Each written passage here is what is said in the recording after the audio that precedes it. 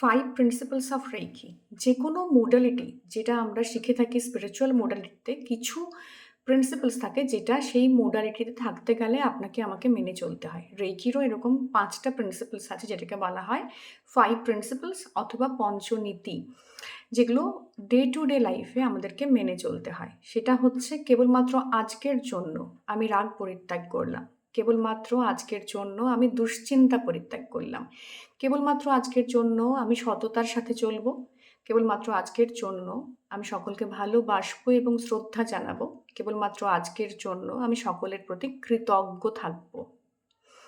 তো এই ৫টা নীতি যখন আপনি রেইকি প্র্যাকটিস করেন অ্যাজ আ প্র্যাকটিশনার, এভরিডে আপনাকে রেইকি প্র্যাকটিস করার শুরুতে মানে রেইকি ইনভোকেশন যখন আপনি করছেন তার ঠিক আগে এটা আপনাকে বলতে হয়। এর পেছনে কিছু যুক্তি রয়েছে। সেটা হচ্ছে প্রত্যেকটি শব্দের আগে যদি ভালো করে খেয়াল করে দেখেন তাহলে বলা আছে কেবলমাত্র আজকের জন্য। এর পেছনেও কিন্তু একটা লজিক রয়েছে, কারণ যখন আমাদের হিউম্যান মাইন্ড কিন্তু একটা কাজকে দীর্ঘদিন করার জন্য একটা মোনোটোনি ফিল করে।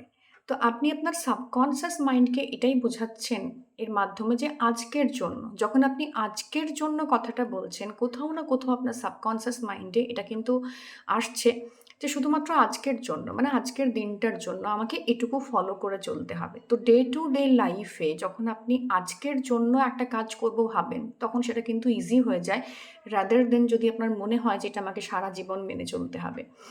সেকেন্ড থিং হচ্ছে রেকি করার আগে এই যে ৫টা প্রিন্সিপালস যখন আমরা বলি এবং যখন সেটা রেকি প্র্যাকটিশনার হিসেবে প্রথম ২১ দিন যখন আমরা প্র্যাকটিস করি, তখন যখন এটা বলতে থাকি আমাদের মনের মধ্যে না একটা সাবকনসিয়াস মাইন্ডে ধীরে ধীরে চেঞ্জ আসতে থাকে। রেগুলার রিপিটেশন অফ ওয়ার্ডস আমাদের মধ্যে, আমাদের মনের মধ্যে একটা চেঞ্জ আনে। চেঞ্জ কিভাবে আনে? থ্রু আওয়ার বডি, এবং আমাদের বডি হচ্ছে ওয়াটার দ্বারা তৈরি, জল দ্বারা তৈরি, ম্যাক্সিমাম কম্পোনেন্ট হচ্ছে ওয়াটার।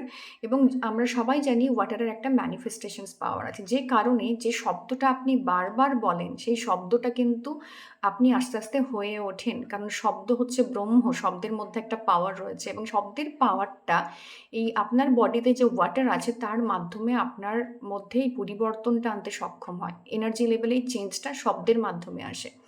তো সেই কারণে যখন রেগুলার আপনি বলছেন যে কেবলমাত্র আজকের জন্য আমি রাগ পরিত্যাগ করলাম, তো আপনার লাইফে যা যা নেগেটিভ কোয়ালিটিস আছে সেগুলিকে আপনি জীবন থেকে দূর করছেন।